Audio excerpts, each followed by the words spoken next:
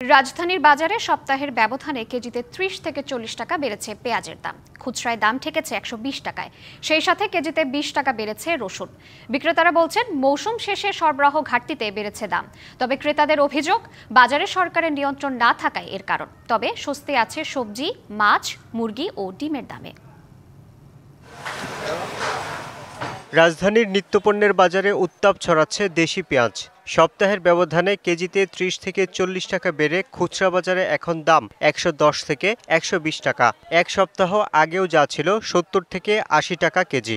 হঠাৎ করে পেঁয়াজের দাম বাইরে গেছে। টাকা দিলে সবসময় পাওয়া যায় না, আরো মালের ক্রাইসিস। মধ্যম সাইজের ১১০ আর বড়টা হলো ১২০ টাকা। আমদানি কমের কারণেই মালের দাম বাড়তি আদার দামও কেজিতে ২০ টাকা বেড়ে বিক্রি হচ্ছে ২০০ টাকায়। বিক্রেতারা বলছেন সরবরাহ কম, তাই দাম বেশি।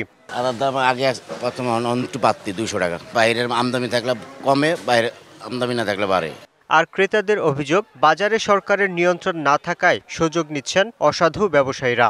৬০ টাকা, ৭০ টাকা, ৮০ টাকা ওই লেখা চলে, কিন্তু ১২০ টাকা হঠাৎ উঠে গেছে। মধ্যখানে এটা খুব স্থিতিশীল ছিল। আমাদের বাণিজ্য উপদেষ্টা মহোদয় অনেক এই ব্যাপারে কাজ করছিল। আমার এখন মনে হচ্ছে কেমন যেন নিয়ন্ত্রণ নাই। তবে স্বস্তি আছে সবজির বাজারে। বেশিরভাগ সবজি মিলছে ৫০ থেকে ৮০ টাকার মধ্যে। কিছুটা কমেছে মাছের দাম। তবে বাজারে ইলিশের সরবরাহ কম, দাম চড়া। সবজির দাম এই সামনে সিজন।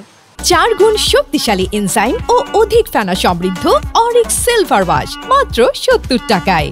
কমের দিকে আসবে, কিন্তু লেবুর দাম বাড়ছে। ৩০০-৪০০ এরকম কেজি পাওয়া যায় সাধারণ মাছ যেগুলো। এবারকার শুরু থেকে ইলিশ মাছ দাম একটু বেশি। নদীতে ইলিশ মাছ উৎপত্তি কম হয়।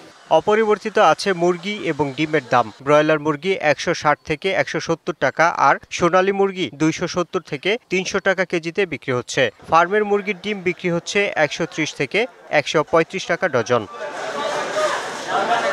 Yusuf Rana, DBC news, Dhaka.